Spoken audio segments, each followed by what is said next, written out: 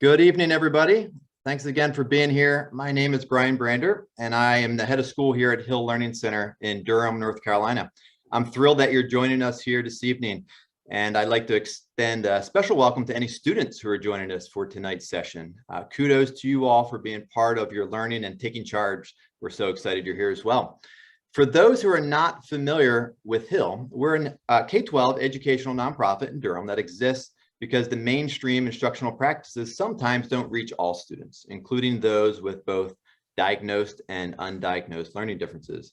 Our ambitious vision is that all students with learning and attention challenges receive the instruction and support they need, regardless of where they attend school or whether or not they have a formal diagnosis.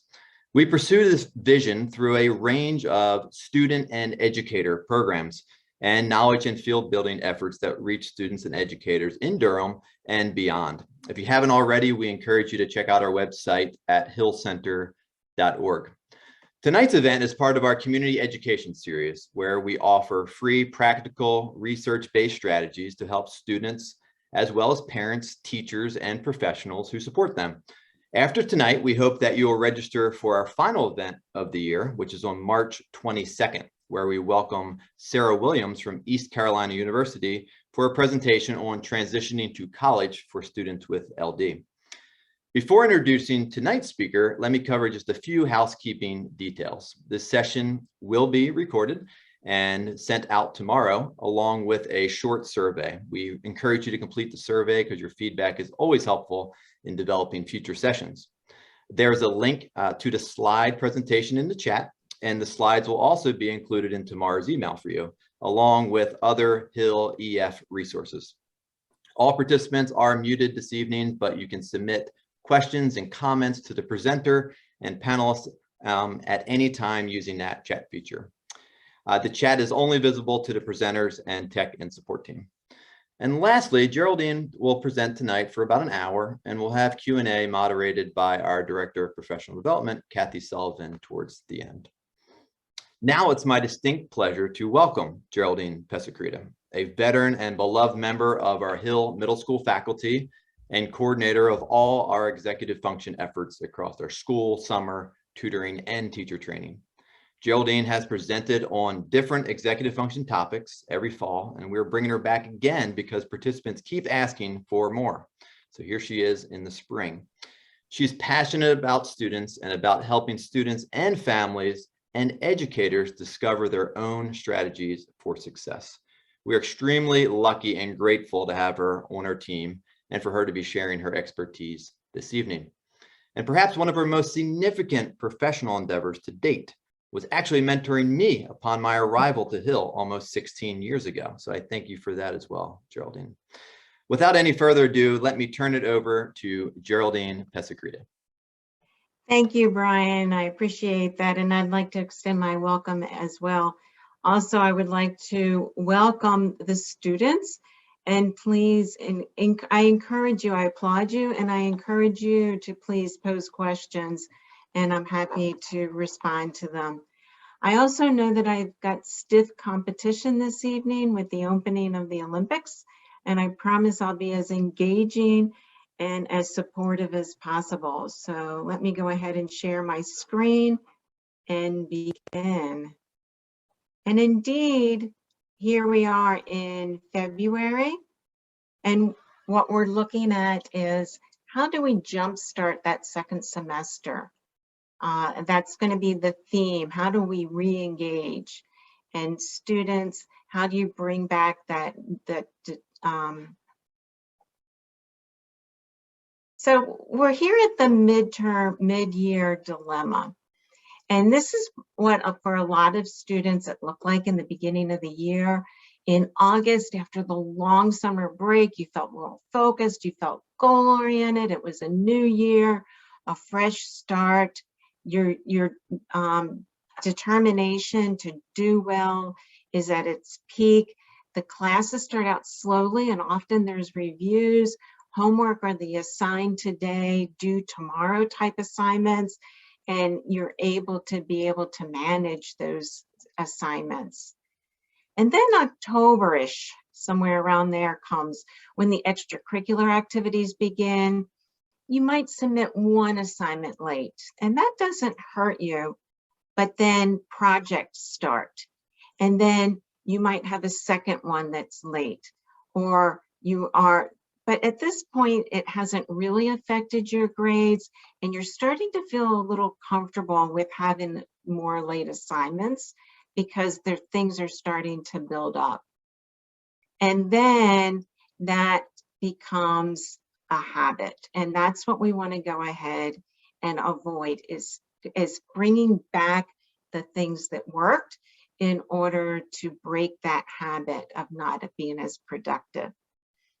So kind of looking at this visually, the snowball effect, and this is the exact same thing that I was talking about, but you see that it starts with this very small snowball, that there's no projects, there's less homework, it's all review, all is well, easily manageable.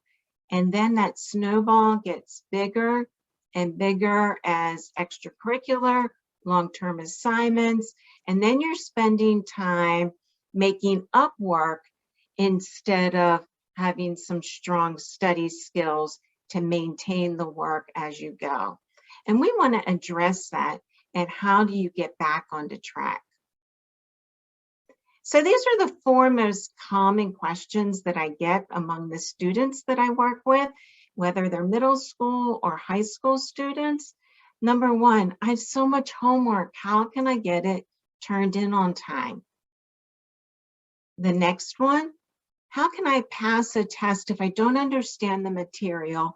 And often the comment is, this subject has always been difficult for me, or it started out easy, but now it's difficult and the teacher's going faster than I can keep up.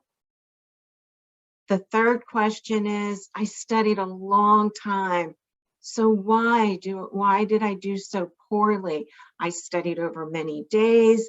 I studied what the teacher gave me. I thought this was the way to do it, and I'm going to be able to help you with that as well. And how do I take notes so that they make sense? At this point, I copy everything the teacher says because I'm not sure what's important, and I can't listen and take notes at the exact same time. So, yes. I'm sorry, before you move on, I wonder if we could figure out a way, if your cursor weren't on the screen, I wonder if that toolbar would go away at the bottom. Okay, sometimes it takes a second. Can we just? I think, Geraldine, if you go ahead and try to grab that green part on the toolbar and just drag it down, it should take care of it. It's not. Maybe try to the side. I can only get it so far over. Okay, no worries. Thanks for trying. There's a more here. If someone needs to let me know another trick, I'll try it. Geraldine, you may need to stop sharing and then move that bar out of the way and share your PowerPoint presentation again.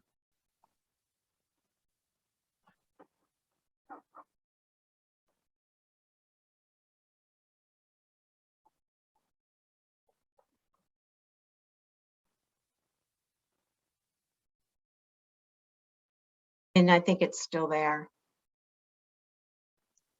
I think you need to go to more and then click hide floating meeting panels. That's what the chat room is lighting up saying right now. There we go. Thank you so much. Now we have one in the, there we go. Can everyone see? I'm assuming there's nothing obscuring the screen at this point, so I'm going to continue. Good to go. Good to go. Thank you. Thank you. Okay, so very quickly, let me just go over those last 4 again. I have so much homework. How can I pass a test if I don't understand? I studied a long time. I thought I did it right. I did it well. And I just can't figure out how to take notes that make sense. What we're going to find out is all 4 of these questions are completely interrelated, and some strategies for one of them can help all 4 of these questions. So let's go back to we have one late assignment, and we know that one late assignment is not crucial. It doesn't create the habit, and it happens. And that's when we give ourselves grace. But then what happens is the second late assignment, the third late assignment, you spend more of your time making up assignments, and you're rushing through the new information, and instead of completing it and those assignments with a little more time and understanding, you're rushing through them. So that way you go into class and you're not exactly sure about the content, and it becomes a cycle. And then you don't know aren't sure what to study, and you're cramming because you're also making up work. And this leads to a pattern of doing more redoing and making up.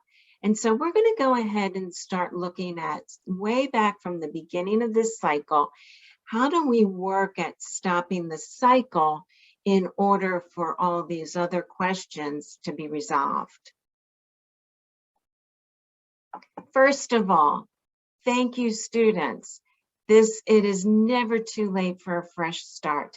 Even if you didn't do as well in the first semester as you expected, remember the year is the average of the 2 semesters, and a strong second semester can do wonders for a first semester. So thank you for being here to continue and start. What we want to do is remember these ideas. First of all, we return to doing what worked. If you spent an hour and a half on homework and that's what was needed, return to that hour and a half, and don't try to squeeze it into 30 minutes, 40 minutes in the car on the way or things like that. So return to what worked. Avoid lowering the goal. And I do see this with a lot of students. If they didn't do well during a quarter or a test, they'll say, well, this is good enough, and as long as I don't go any lower, I'll be fine. Give yourself credit and don't lower that goal. Tell someone, an accountability person, about your plan. It can be a parent, it can be a teacher, it can be a coach. We have a number of students that tell their youth leader at their place of worship. Even a dear friend, someone that you can really trust to keep you accountable. Reward yourself. Give yourself the chance to have that break. If you're in high school and you have a job or you have an allowance, treat yourself. Learn new strategies, and that's what even being here tonight is going to help you with as well. Be honest about the amount of time you need and the support you need. This is crucially important. This identifies a strong person, not a weak person, a strong student that identifies, I need more time to do the work and understand it, and I need the teacher's support. I need to be in a study group. I need to be able to go to email the teacher with questions. I need to ask questions in class. Be honest about that and increase that communication with teachers. As a teacher, I love it when a student approaches me, emails me, asks me questions, asks for my time. It is not a hindrance. It doesn't bother me at all. I love spending the time with the students, and I would bet your teachers do as well. And I love this quote that a 6th grader at Hill said during one of our study skills sessions. I want my future self to thank my current self. What I do right now will help me, myself, in the future. And that's such a strong statement from that student. So think about that statement. Parents, teachers, counselors, any of the adult support here, there are ways that you can help support the student. Number one question that I get when speaking with parents or with teachers is, if I help too much, will I create a dependent learner, especially in the 8th through 12th grade? And the answer is no, and that is research supported. if you cue but don't do, and I have some examples here to help you with that. So you're helping students organize their time, help them with their time management, help them initiate to have perseverance and things like that. You're not doing the work for them. That does have more of the difficulty later on breaking that doing for them. But if you're cueing, you're supporting them until they create the habit. And we're going to show you, I'm going to show you examples of how you go from adult directed and the teacher and the student being instructed to adult guided while the student learns and creates that habit, to the adult monitored because they're responsible and just making sure the student knows that you're there for support, and then removing your support so the student can own it. This takes time, and every time there's a new experience, you may need to move back up in the continuum of support, and that's okay.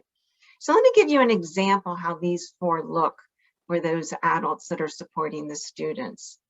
So let's say a student has on their planner, I need to read the book in class from first period, and I have to do a worksheet on second period. So for the adult who's actually directing, who's teaching the student's being taught and instructed on how to organize their materials, an adult might say, let's add the exact page number to read and worksheet page and problems numbers to do on the planner. So you're actually teaching them how to plan. You're not actually doing the reading with them. You're not actually doing the problems for them. You're teaching them to be very explicit in this planner so that they know exactly what they're doing and don't miss the assignment. Because often students, one of the reasons that you might be late is because you might have done the wrong assignment, the wrong number, problem numbers, or something like that.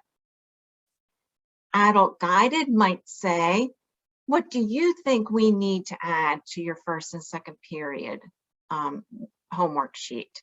So you've directed them, you've done that. They seem to be familiar with it. So back off from what the exact instructions to posing the question to them, what do you need to add to make sure that what you hand in tomorrow is what is accurate and complete? Then the adult monitored, show me your planner every Monday at the end of the day to review your homework plans.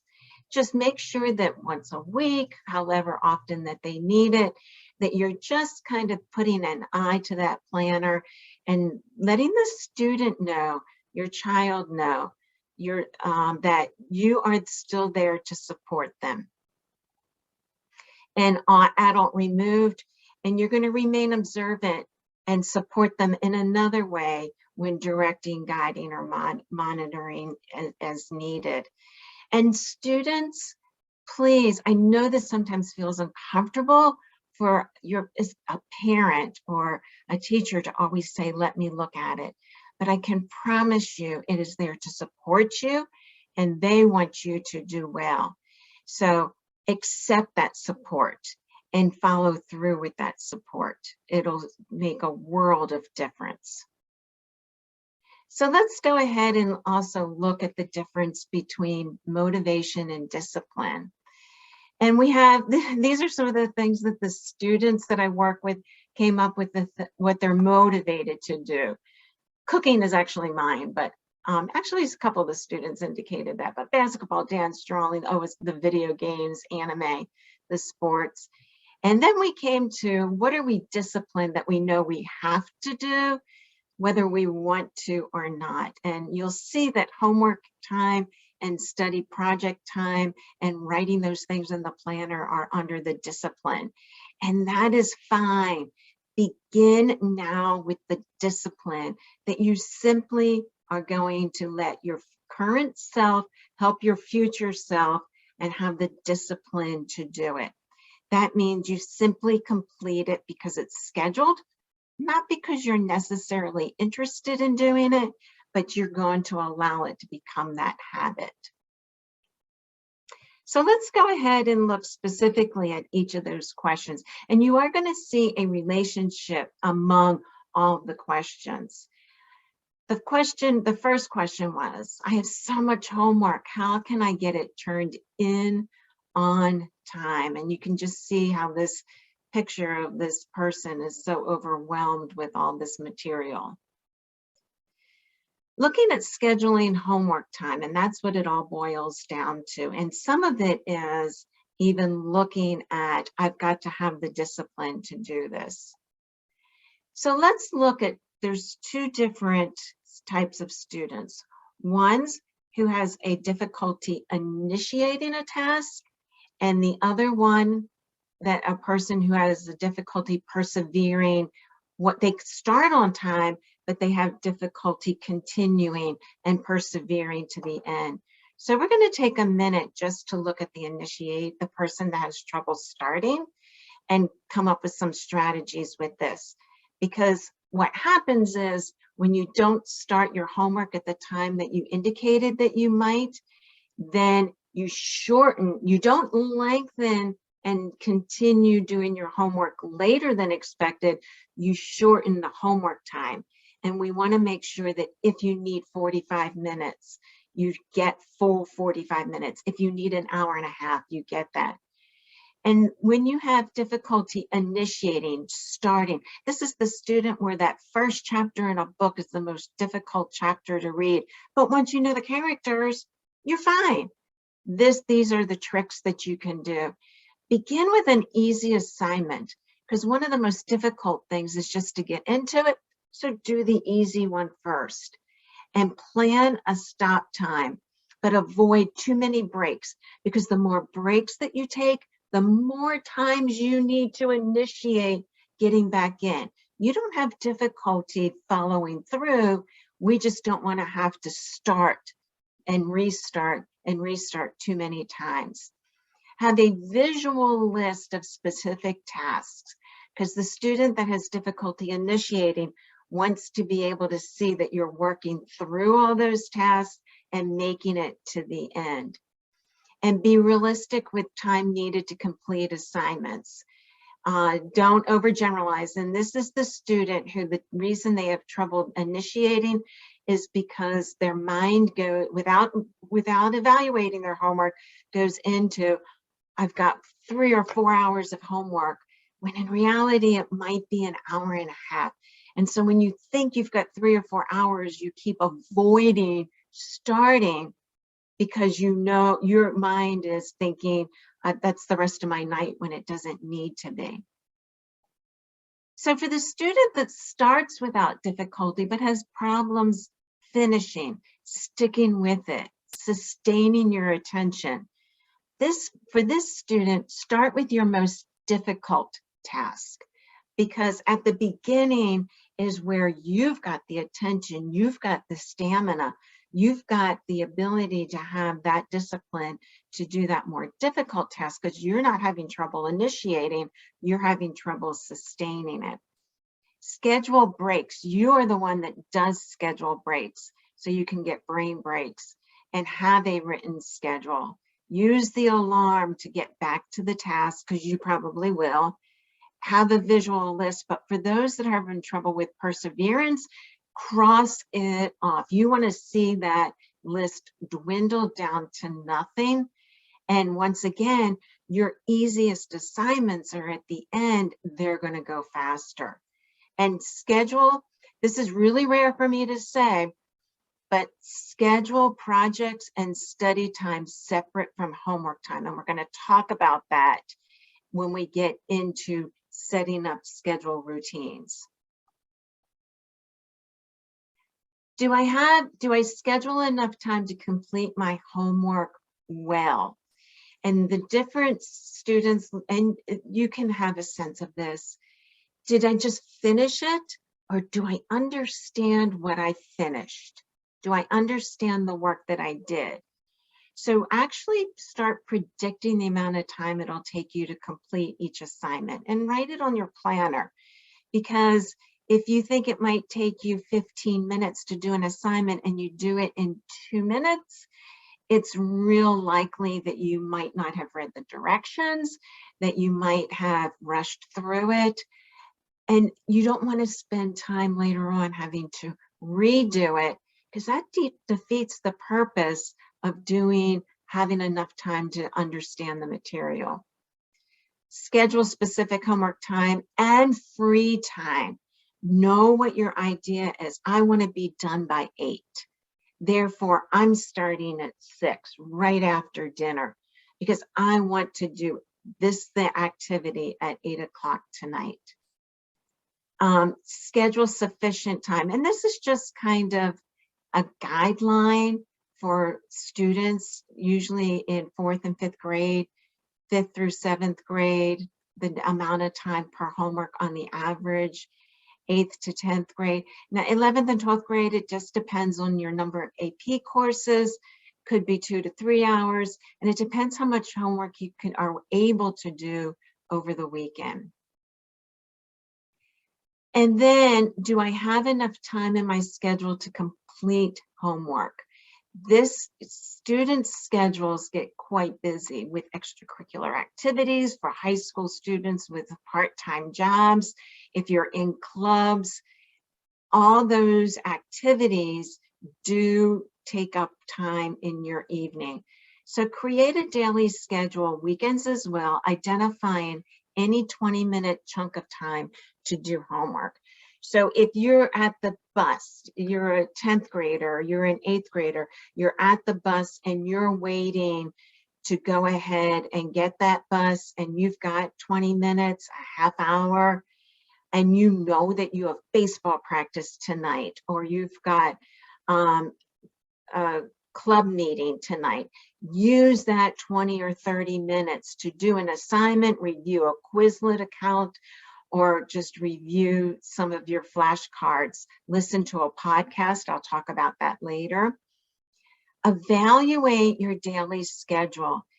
Can any activities be reconsidered? Those extracurricular are so important, but indeed it is very difficult if you're in 3 sports plus 2 clubs and a part-time job.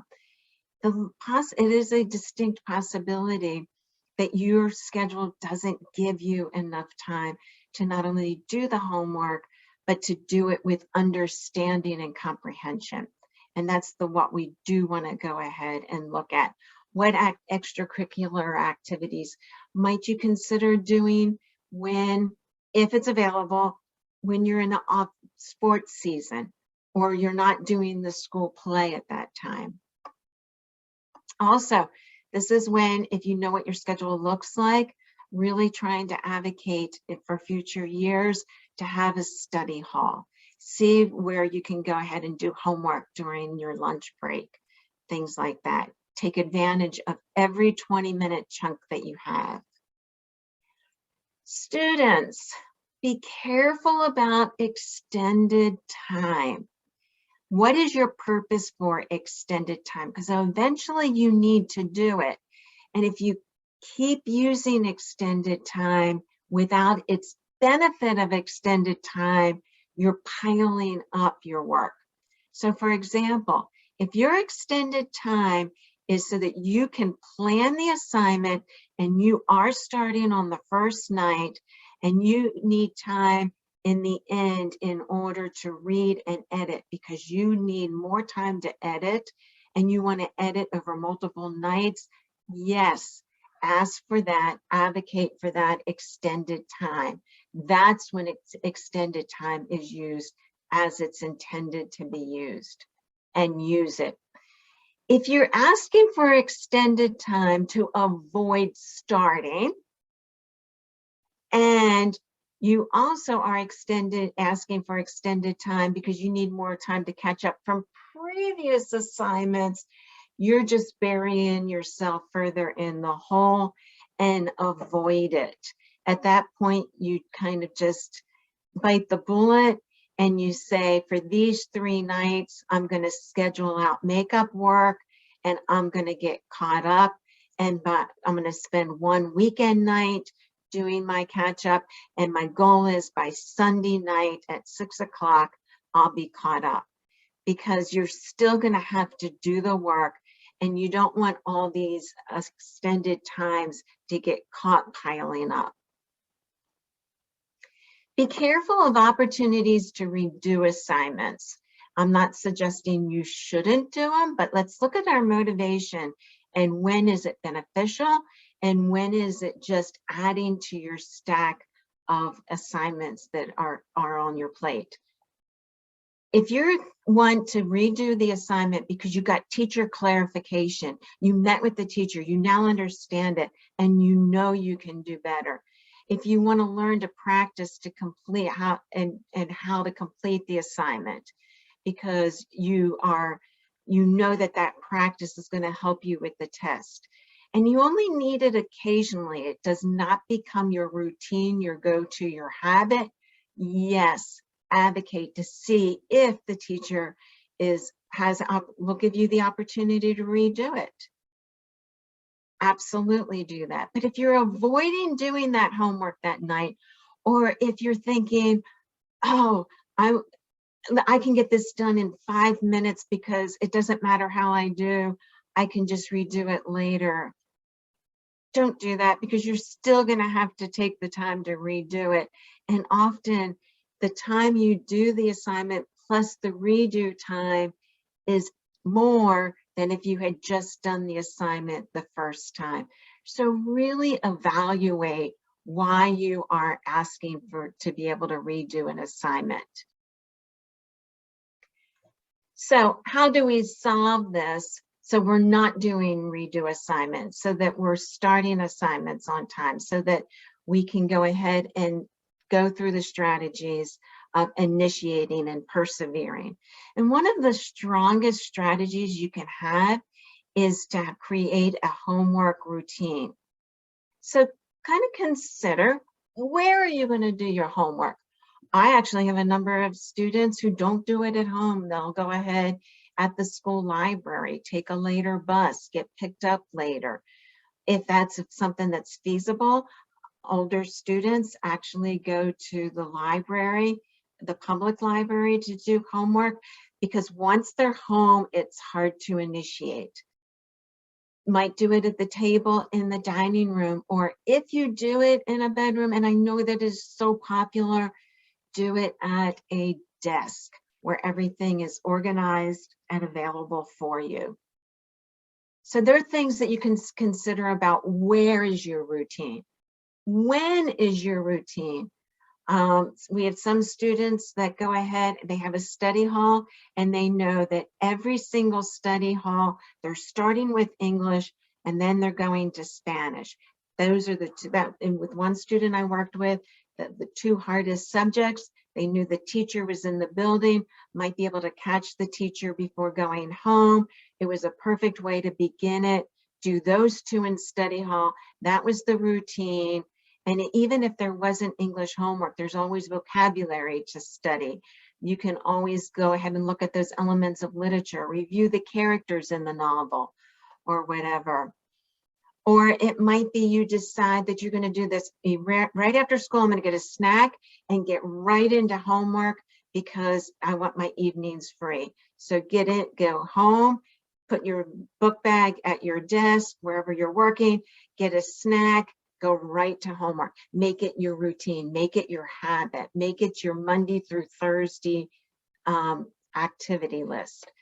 Or you might decide to go home after school, do math and history, take a break, enjoy dinner, and finish right after dinner, so that you have that nice revigorating break in between. But come up with a routine that you can do night after night after night. Create one document with all assignments. So, okay, and so this is when I start my homework. How am I going to actually go through that routine? The minute I sit down, I'm going to go review what all my assignments are, so they're all written in front of me. I'm always going to do my math, science, history, and Spanish, English, Spanish in that order, because I'm deciding I'm doing my hardest to my easiest. Or it could be the other way around. It's my easiest to my hardest. Start with first period and progress through the periods. Maybe that's the routine you're going to do. Or 20 minutes of project or work or studying new content always saves time if you can add that in there. What did I learn today in history? I'm going to go ahead and start with that first and then go with the homework assignments. Because the more I remember from what I learned in class, the easier my homework is going to be. And it always saves time. Here's an example of a homework routine that a student that I worked with came up with, and always had science, then took a break. ELA, had dinner, social studies and math and health, they were the easiest, so could do them without much of a break. Always had, and if you opened it up, had a thing for swim practice and went ahead and put that where that was going to happen. Was it before science? Because it was right after school. Some practices are in the evening, but made sure that everything got in there. And as this student finished, would go ahead and put on the inside and rework it the next day. This is a student whose each day was slightly different, and some days had study hall and could do science in study hall, and some days could not, but always worked out her routine before starting her homework. Here's another way to create a visual of exactly. It's not real fancy. It's just a list of things that have to be done. And you'll note that it's very clear. It's math worksheet 2B. I've got to read chapter 16 in the novel. Instead of just saying read novel, exactly what am I supposed to read? On my project, I'm going to write 4 note cards for the research paper and study 15 minutes on Quizlet for my Spanish test. And I have to remember that there's a swim meet tomorrow. And this was the student that I showed you the material from the previous slide. This is what she was able to work towards. This is one that was online, and this could be the order that you just routinely, and then check it off as each night as you go through them.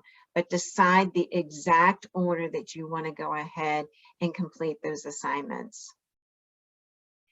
For those that use electronics, the Notes app, ubiquitous in all smartphones, now has a table feature that you can see I have circled here. And the table was pre-populated in the order that they were going to go ahead and do the assignment. When you're at school, you can use the microphone, go in, put your cursor in front of science, dictate what your assignment is. When you're done doing it for homework, you simply delete that assignment. A lot of the older students use this, and as long as you keep up with it, but if you'll see, this becomes the routine. And this then really helps the student not skip out and miss, oh, I forgot, I thought I did math. Well, if you do it in order and it becomes a routine, and you know the order that you're doing it, you're not going to. And on this particular night, there was no math anyway, and they got a break. Also looking at the features of a productive workspace. And you'll see here, and actually you are seeing right where I am working at this very moment, a large space isn't needed, an organized space is needed. And you'll see that I've got a place for my novel and my whiteboard and folders and sticky notes. And I love using sticky notes and encourage students to use sticky notes. Students, have a set of sticky notes with you in your book bag all the time. Pencils, I have, and a place for the erasers and styluses and everything I need, a stapler, all those items that you need that become real productive when doing homework. But you'll see, I'm looking outside, I'm not looking at a TV. It's quite serene where I'm looking out, but it's not distracting. This is a picture of one of the students I work with. He shared his study area. You can see he has his calendar up here of what his plan is with all of his sticky notes, all of his pencils, and all the materials that he will need. He also uses a bouncy ball. Really helps with this energy, increases his sustainability to persevere, and is quite successful with this.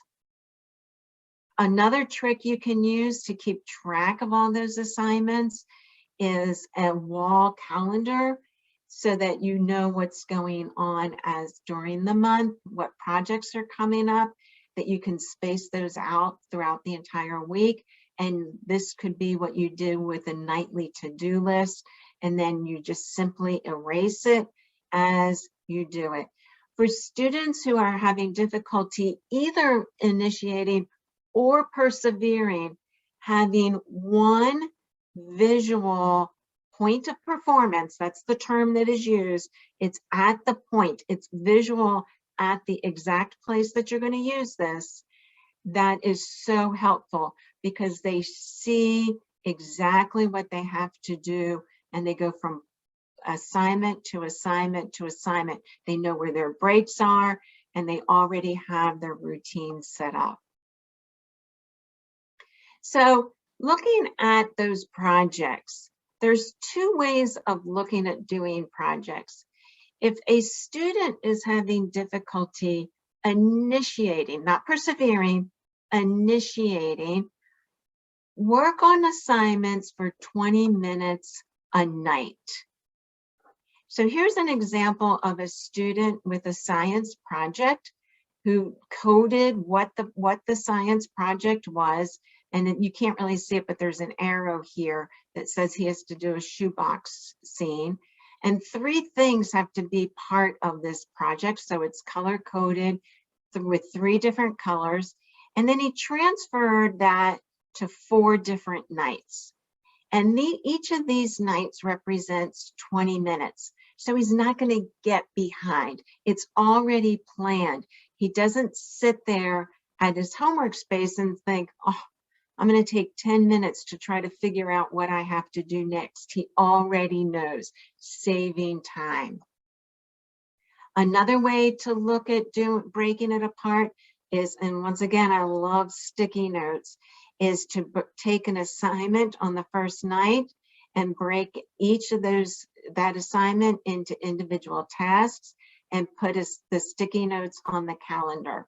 If you happen to miss one night because you didn't feel well, or you had an unexpected study session with a group of students, you can move the sticky note from one night to another, but don't make that your habit. Make it the exception, that you can still kind of do a couple at one time, but you don't want to end up with 8 sticky notes the night before. So it's not your habit, it's the exception when you need to.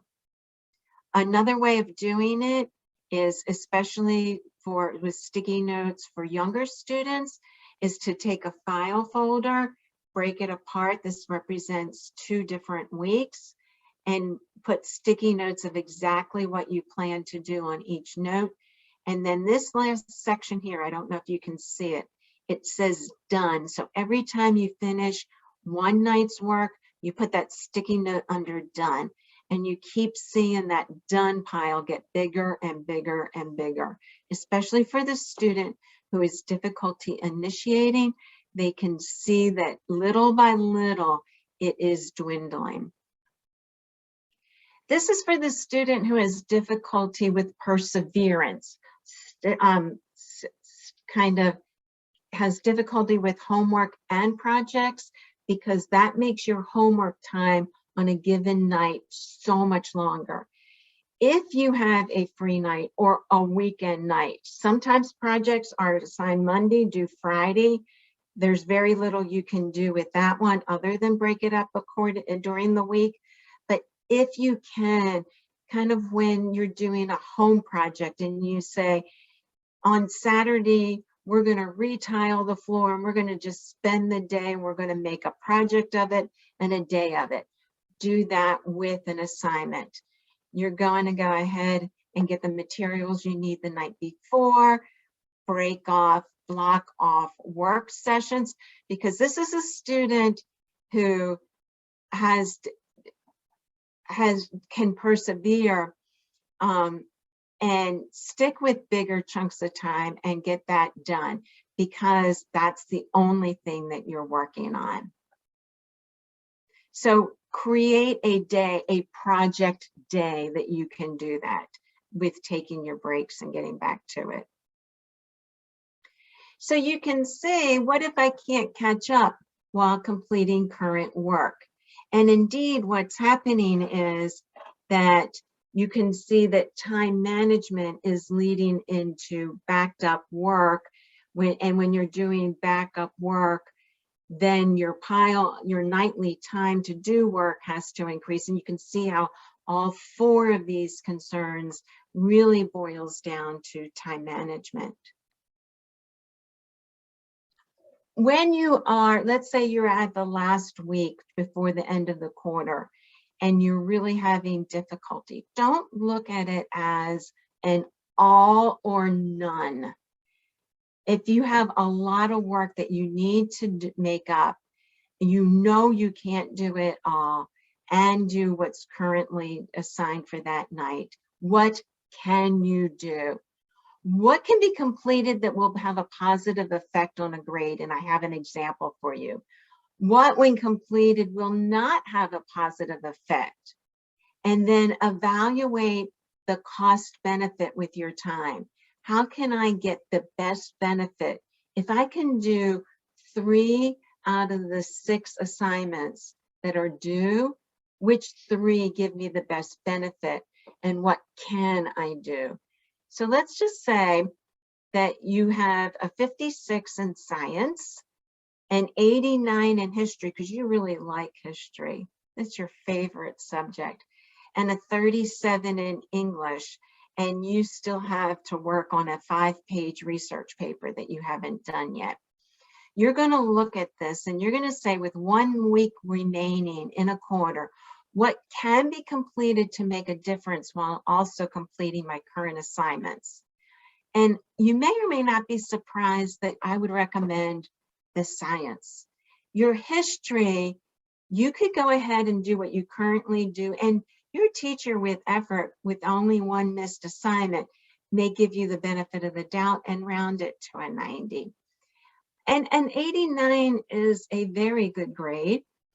But doing these 3 assignments could realistically take you from not passing science to passing science. And if that's the only time you have, do those, because the benefit is passing an extra grade, where doing this 5-page paper will probably mean you can't do other makeup assignments or your current assignments. And it's real possible that you would come down in another grade, in another class, and not pass English that quarter anyway. Talk with your teacher and then always start fresh. It is never, ever, ever too late to start fresh. And then the question, how can I pass a test if I don't understand the material? And we talk to students that there are the new information that I've never heard from before. I don't know anything about photosynthesis. I think I might have heard it long ago, don't understand it. When a teacher gives you more and more information, it feels like glue and it just gets stuck in the funnel. Whereas if you're in English class and you've learned these vocabulary words before, that just feels like water, and all of it is review. And your goal is to turn that glue into water. And what can you do in order to make that new unfamiliar information really familiar, that you're used to, that you can understand it? And one of the things I can tell you is that simply rereading notes or narratives or stories doesn't lead to understanding. Just rereading them just is rereading, and that's all that it is.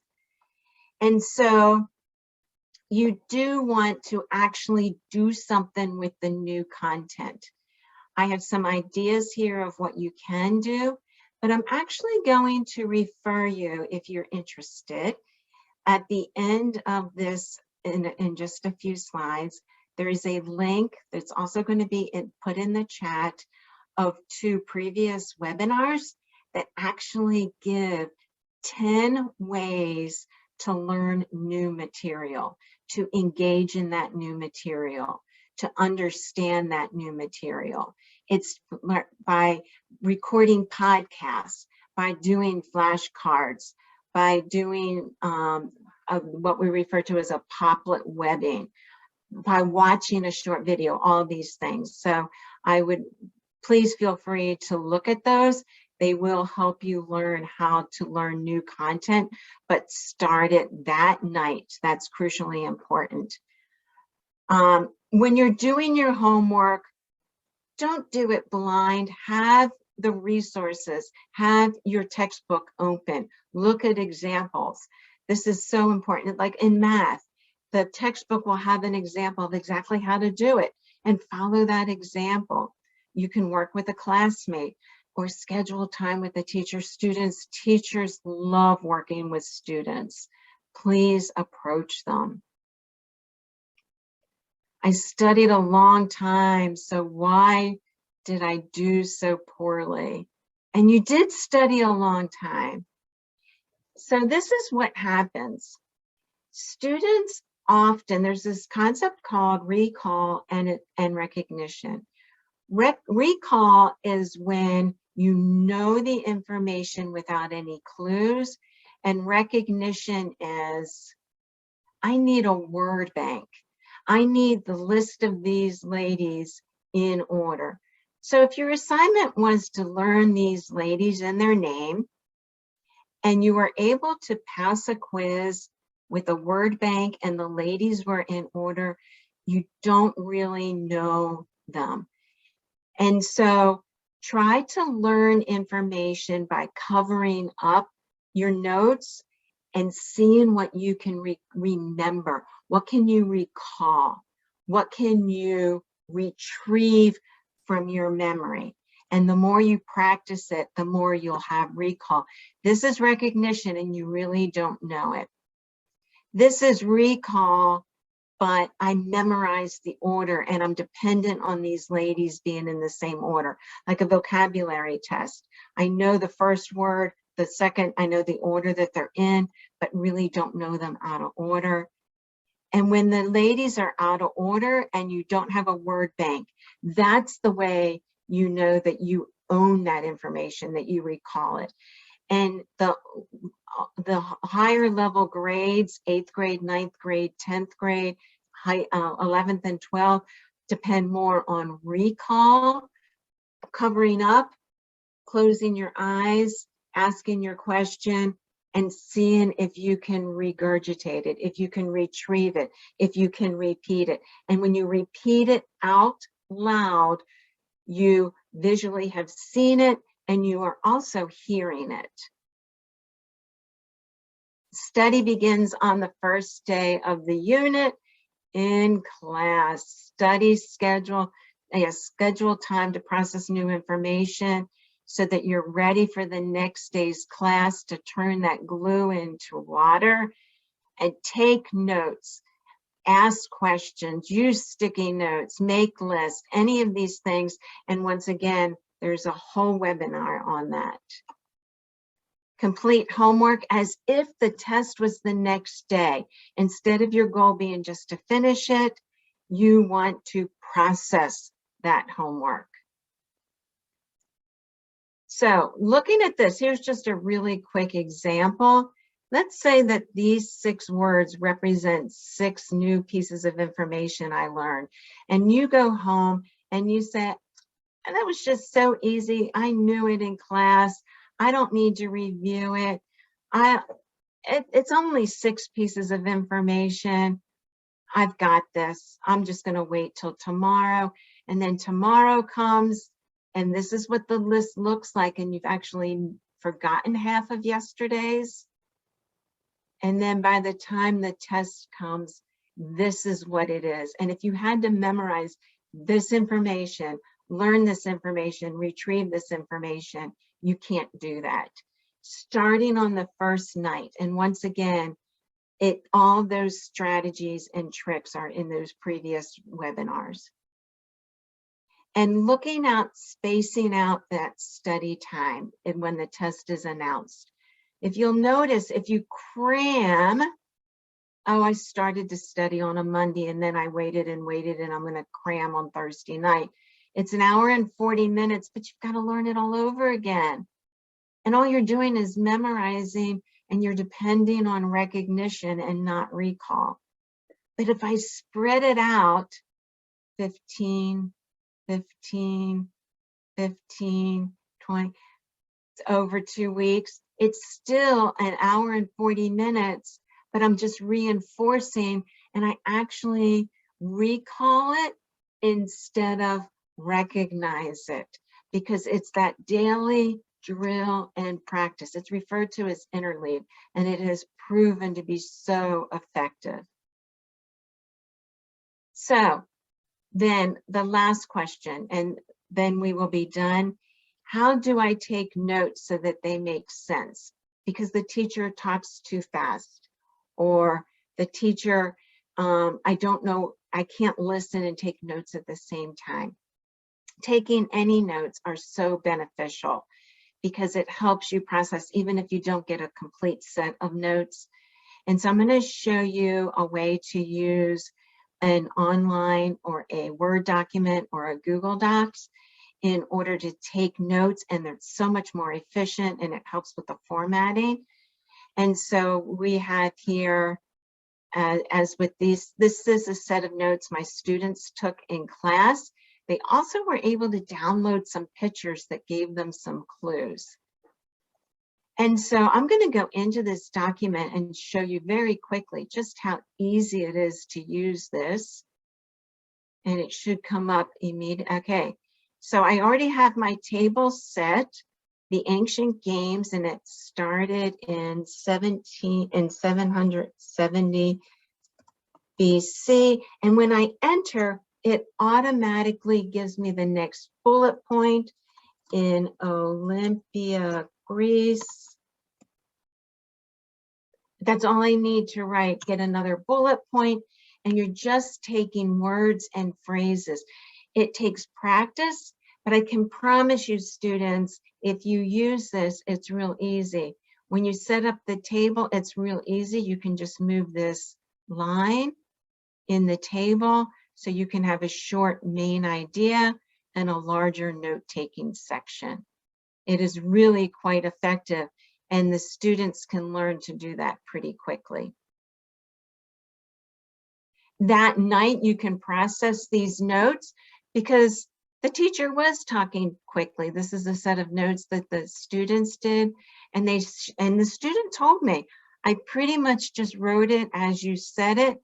That night, he went and decided to separate the information about Poseidon and the information about people, and posed a question to ask me the next day. That student is ready. That information turned from glue to water and ready for the next day's class. Now the information seems easier to understand something new and is already studying for that test. Students, your year starting right now has 365 new opportunities every single day, and take advantage of them. Try one thing that you think, I can do this. That one thing will lead to a second thing that you can do. And each day is a new opportunity to make your future self quite happy with you. And indeed, here's the reference to the other webinars. You can go into hillcenter.org, go to the link to the center, and then from there, there's a link to Community Ed series with these two. I understand it will be put in the chat as well as added to the email that you will receive tomorrow with the information from this particular session. And with that, I'm very happy to answer any questions. And students, I really hope that there's questions there that I can answer to help you from you. Geraldine, there are. How about this one to start with? If I'm passing all my classes, but I have some late work, how do I figure out where to start to come out of that hole? Excellent. First of all, thank you to the student. I applaud you.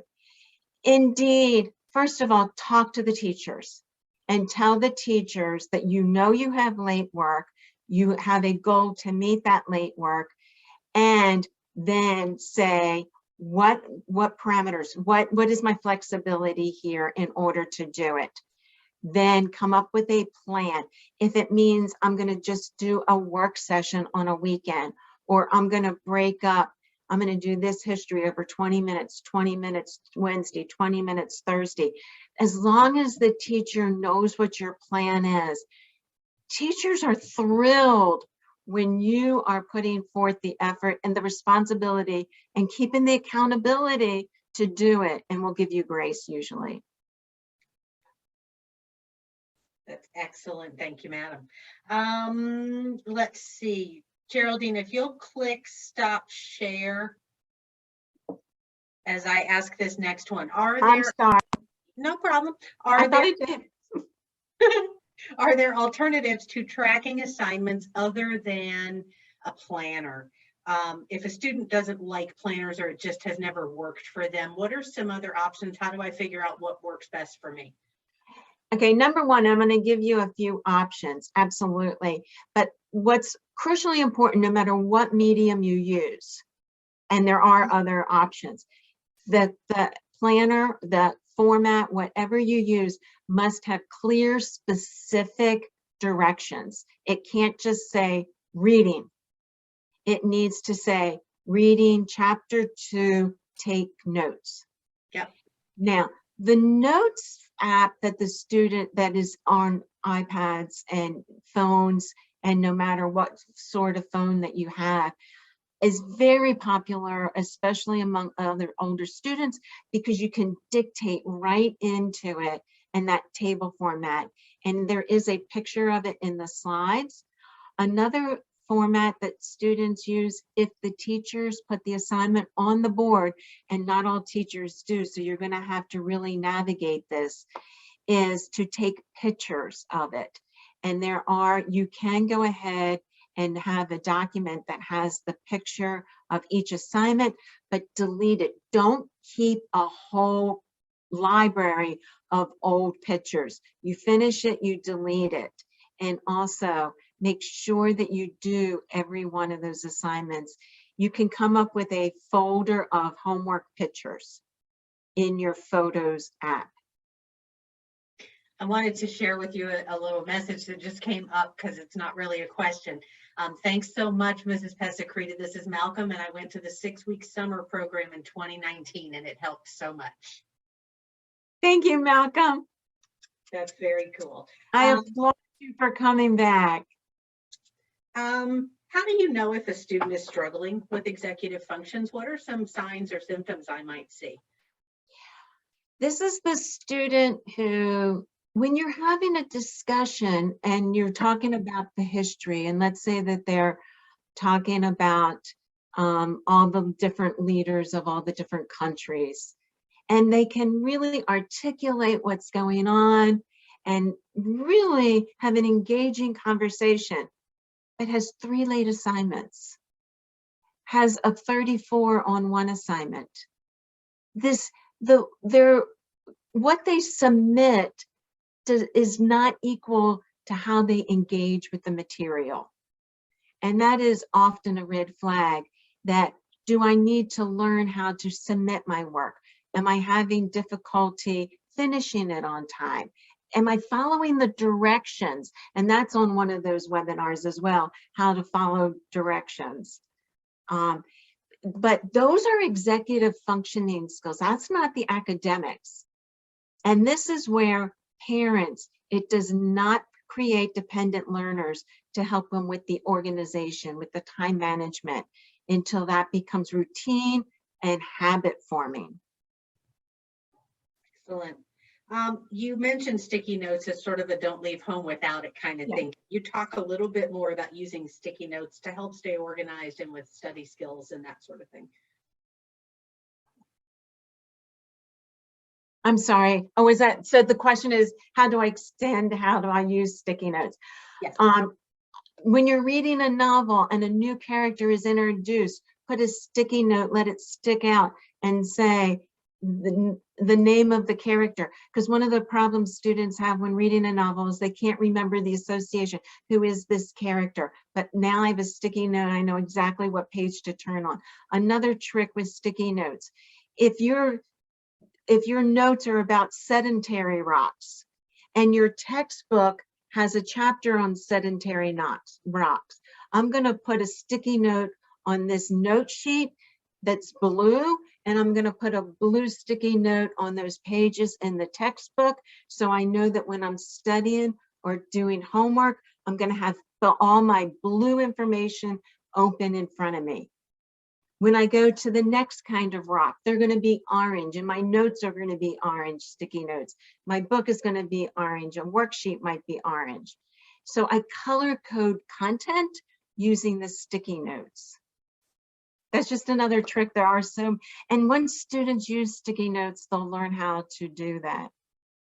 Excellent. Excellent. In breaking down a long-term assignment into tasks, is that the same as a term that I've heard before called chunking? So I've Yes. heard of that, but I'm not sure it's exactly the same thing. Yes.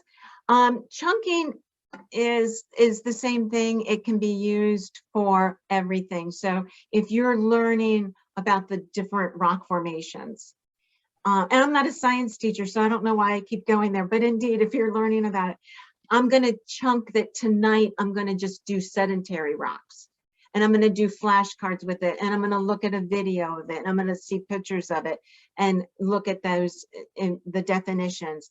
And then I'm going to chunk it tomorrow to do a different kind of rock that might be on it. So chunking is part of breaking apart, but it's also other things as well. So chunking's the umbrella term for and breaking apart a long-term assignment is under that chunking. Excellent. Yeah, I had heard it used for lengthy text and breaking it into small pieces, stopping and saying, okay, what are the key words? What's the main idea? Absolutely. You know, as you go. So it's not so overwhelming. Read a page, take a few notes. Read a page, take a few notes. Yeah. What if my student is not given any homework by the school? What are some things they could do to keep things fresh and skills up to speed? And you're still looking to turn that glue into water. You want, because if there is no homework, there are still ways to practice it. And see if there's a peer that is interested in doing Quizlet Live, that they could, and the students themselves could, each of them put words in to practice vocabulary and do Quizlet Live, because they can play the games together. Make it engaging. Make it so that it's something that is enjoyable, but you can still practice those. And if you're not familiar with Quizlet, and I think it's pretty ubiquitous at this point, you can always go online and Google it. Could you talk a little bit about the link or overlap between executive functioning and ADHD? Okay, they are often comorbid. And indeed, a number of students with ADHD who have the difficulty of the fine detail because of the hyperactivity. And so with having difficulty reading and following directions because it's the fine detail of it. Stopping before initiating, stopping before initiating, and getting that initiating down to a fine science of the routine. And so for students who have ADHD, they often are working on 2 or 3 assignments at one time. They don't have a routine, and they think they're in the middle of their history and they're like, oh, I forgot my science. And so they pull out their science sheet in order to not forget it, and they start working on their science sheet, forgot that they didn't finish their history, which is the same thing as with executive functioning skills, creating those routines to feel safe in. If I'm working on science right now, history is scheduled and I'll be fine.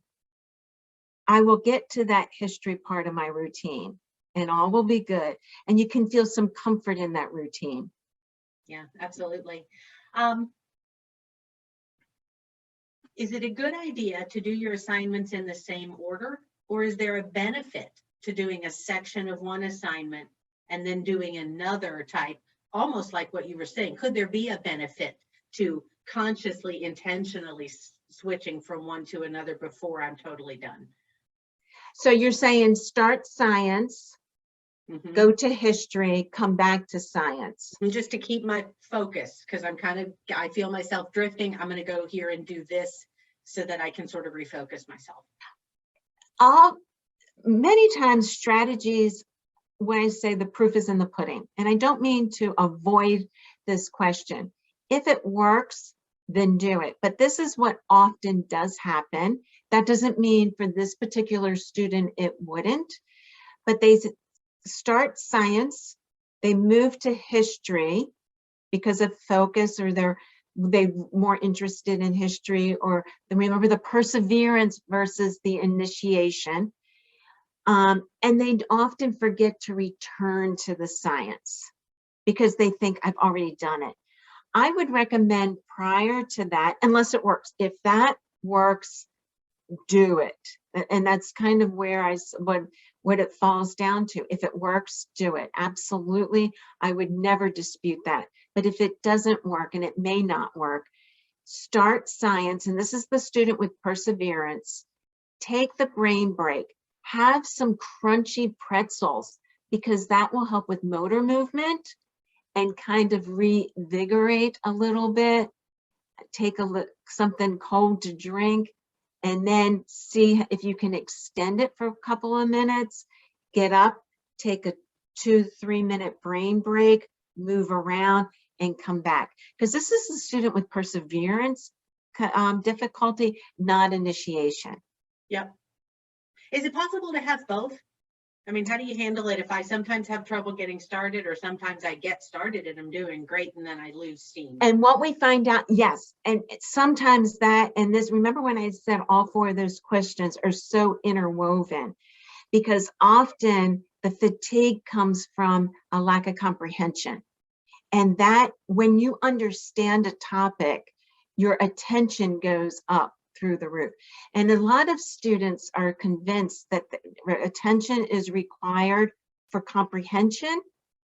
Actually, with research through John Medina, it is the other way around, that comprehension leads to attention. And so the more I understand it, the more I'm willing to take 5 minutes to look at a video, to make a podcast and listen to it, to review words in a Quizlet, and I understand it, my attention to complete that assignment increases significantly. It really does. It is. And once again, just as a point of important information, this stuff takes time to develop, become routine, and have an effect. There will be an initial effect, but for it to become extremely effective, stick with it. Keep that routine, become efficient with it. Recognize and enjoy and celebrate the value of its success and benefit. Absolutely. My teachers use Google Classroom to post assignments, but it doesn't work for me. I'm still forgetting to do assignments. Do you have any suggestions for how I can make Google Classroom more effective for me to stay on track? Wonderful, wonderful question. And we are shifting from things on the board to things in the computer. Number 1, if you honestly can't find it, get with your teacher and know where to find it. Practice finding it in front of your teacher with your teacher to know right where it is. You can bookmark that spot in, if it's at a consistent place. You can have a set of bookmarks with each one of the different class homework assignments and go through your bookmarks. I'm going to go through science, then history bookmark, then math bookmark, then English bookmark. Another thing that you can do is to go through, get an adult help. This is where the cue don't do. Parents can help cue. Let's come up with, we're going to go through each one of these classes and we're going to make a real quick cheat sheet or a sticky note for each of these assignments, just so I know my list of what I'm going to do. But definitely get with the teacher to make sure that you have practice going into the site. And I do think that this is something that with evolution, I'm really hoping that teachers, schools will look at a universal way within the school of where to post assignments. But this is all evolved faster and without the intent that we would normally have evolved a new initiative. Yeah, absolutely. Absolutely. What are your suggestions for taking brain breaks? In other words, if you say brain breaks and that makes sense, but what should I do? What would help me? What should I do? Maybe what should I not do during that brain break? Sit is the thing you should not do. All right, don't sit. Okay. Don't sit. And if you you are high school students, I know you're going to be texting. Middle school students, you're going to be texting. Walk, stand up, move around. Choose something with a bite to it. Those little pretzel nuggets are absolutely wonderful. Go ahead and walk the dog. Do not extend your brain break past 10 minutes. And here's the reason for it. Because if you go past 10 minutes, you're going to forget what you've already done. And when you get back into it, the initiation of getting back into it, what's going to happen is you're going to spend 5 or 10 minutes. Okay, I can't remember the directions. Let me reread this. What have I already done? But if you limit your brain break to 5 or 10 minutes, it's enough to re-energize, but not enough to start over. Mm-hmm. Could you quickly review what you said about, okay, I've got this list of things to do. How do I know where I should start or what to prioritize? Okay, if you're having difficulty initiating, you just don't want to start that homework. Homework is the last thing you want to do and you keep avoiding it. Number one, plan something for after your homework.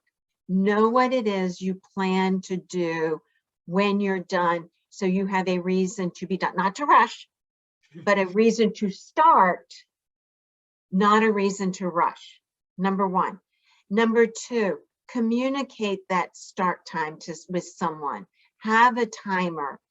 Get that person to help you. And students, if it's your parents, they're not bugging you. Just let them help you be that accountability person. I was there. I didn't want my parents, but when they did help, I had to admit that it helped. I wasn't going to admit it out loud, but indeed it did help. And even students admit begrudgingly sometimes that when I do stuff like that, it does help. Number three, if starting is so difficult, start with your easiest class. If you love to read and literature is absolutely wonderful and you can get into a book faster than anything, start there, because you don't have difficulty with perseverance unless it's on both ends. But let's just go with the initiation. Start with your easiest because you're into it. Then go with the others and plan to be done by your end time in order to do what you plan to do. Don't rush through for that end time. Initiate on time for that end time. Because I can promise you what's going to happen if you rush through, the next day is going to get harder in class. And the next day is going to be even harder. And this is where you dig a hole that you don't understand the material, your notes don't make sense. And so if you need an hour and a half, take the hour and a half, but start on time with a timer, with a reminder, with whatever it takes, just start it on time. Yeah, absolutely.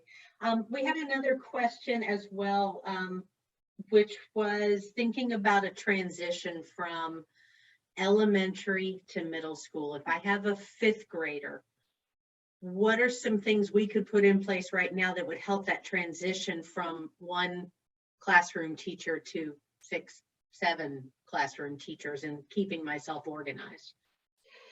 Absolutely. And the thing is, there's a lot that you can't simulate because in lower school, elementary school, that the opportunity just simply isn't there.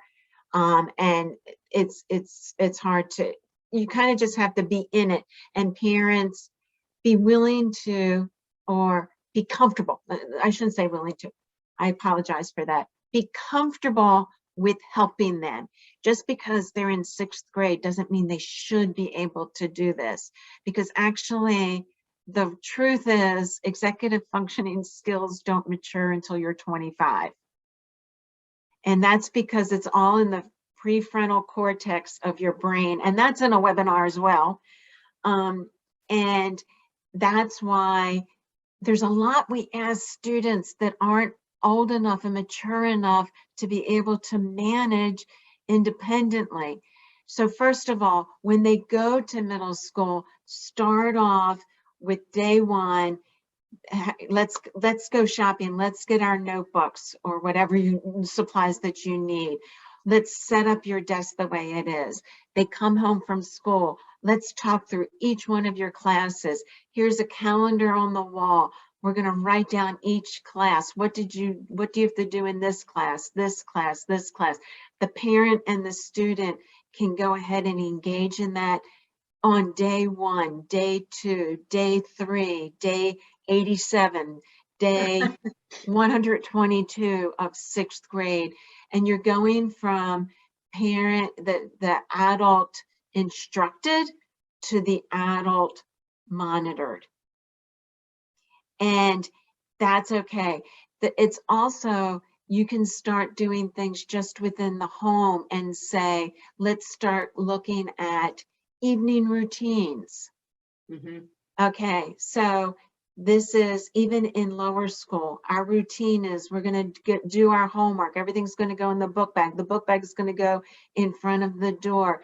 We have to know that this is Tuesday night, so we need to charge our iPad on Tuesday nights for Wednesday. So have it written and laminate it, or whatever you can do, and have them check it off as they do it. It's just those habits that let them look through a routine and a list of tasks. And it doesn't have to be different classes, but it can be just the practice of learning to use and benefit from lists and checkoffs. What about, I'm going to take this to the next level then, because what about starting high school next year? Are there habits or routines that they could get into now that would help them then? Because that's a real adult removed kind of situation. Oftentimes the parents aren't as aware of the day-to-day goings on when they get to the high school level. Teachers, I think sometimes, not all, but sometimes will kind of expect students have got some sort of a routines that they already do, and so maybe don't provide any direct instruction in that. So what could I do to get ready for high school? And I do wonder if some of this might change for 9th grade teachers, because students used to use planners. And now that we're shifting from one method to another method, and that isn't well organized at this point, we're finding more and more, I'm getting more calls from high schools than in the past of students don't have these skills.